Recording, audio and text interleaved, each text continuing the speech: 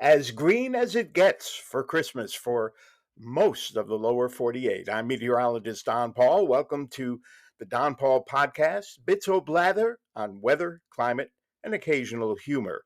And if you don't have snow on the ground now, most of you listening, regardless of where you may be in the country, are not going to get any between now and the Christmas holiday. There is snow in the Rockies at the higher elevations, and there's plenty of snow coming down due to a Pacific storm in the Sierra Mountains of California, with flooding rains likely across southern and central California from that storm. But any snow in the Great Lakes will be leftovers shaded in rural areas on the melt as we get into Christmas. That snow left over from Monday from some lake effect and a little wraparound snow from the big Atlantic storm, which struck Florida and the East Coast with damaging winds and tidal flooding. That storm may have had some of its oomph tied to what is a strong El Nino, which may yet get stronger. But there will be a white Christmas more likely for more thinly populated areas from the central Rockies into eastern Wyoming, northeast Colorado, western Nebraska, and western South Dakota. That snow will fizzle as it moves eastward into warmer and drier air, so there is no chance of new snow coming to the Midwestern cities from St. Louis up toward the Great Lakes or to the Atlantic seaboard. So what you've got is going to be on the melt anyway, especially as temperatures begin to moderate even more so during the weekend and on Christmas Day. And El Nino, speaking of it, is natural warming. It is a strong El Nino. These are less common than moderate or weak El Ninos, and the models which we use to predict the status of ENSO, the El Nino Southern Oscillation, indicate that it will remain a strong El Nino through February, then begin to weaken later in the winter, and may revert to a neutral ENSO status between March and May. In fact, there are signs in the extended range that we may revert to a La Nina later this coming summer into next fall. The impacts from that we'll discuss in a future episode. This has been and is now a lock to be the warmest year on record globally. Maybe not at your house, but the global averages for land, oceanic, and atmospheric temperatures are now well established that this is the warmest year on record. And the paleoclimatologists who dig up sediment and ice cores say there is good evidence that this is likely the warmest year in about 125,000 years. That would include a couple of ice ages and a couple of tropical periods.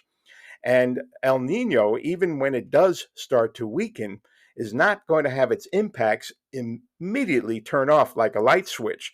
The excess warmth in the oceans, which are somewhat tied to the warmer than average temperatures across the lower 48, will continue that warmth in the oceans into next year.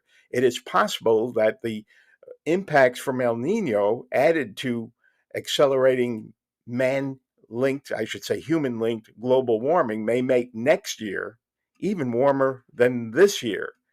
And that's a little worrisome. That's also a topic for another podcast episode.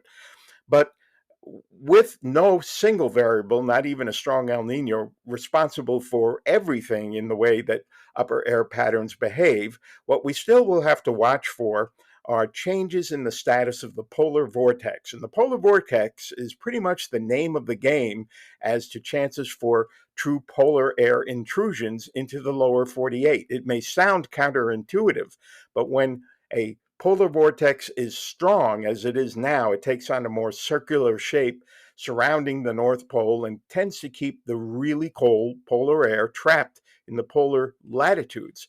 It's when the polar vortex starts to weaken and stretch out to the south, when the rotational speed drops off, that's when polar air can be delivered southward. The polar jet stream sags south as the polar vortex either stretches out or becomes sometimes even more seriously disrupted.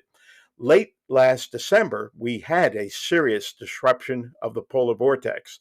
It was short-lived, but it was brutal, especially where I'm recording this in Buffalo.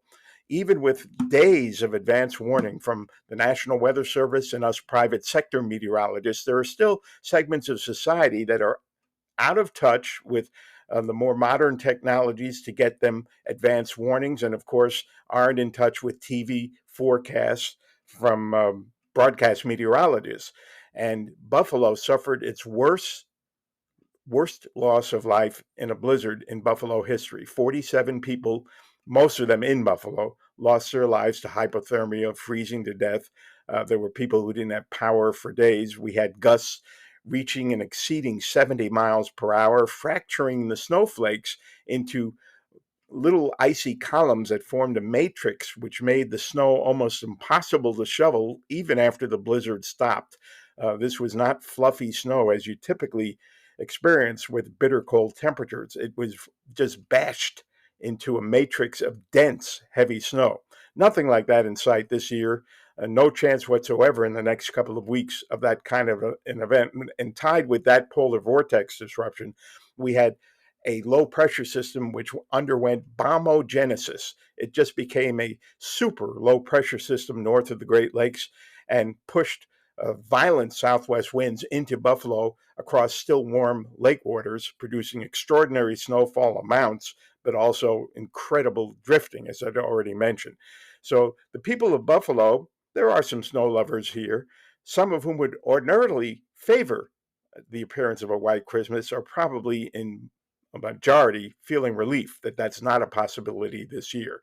If you're green now, you will still be green on Christmas. It's not only not going to look like Christmas in the Midwest or the East Coast or the Great Lakes, it's not going to feel like it either. Buffalo's high temperature on Christmas Day will be in the low to mid 50s. Still some 50s around on Tuesday. Now, early this month, there were some indications that we could see a stretching of that polar vortex by the end of this month.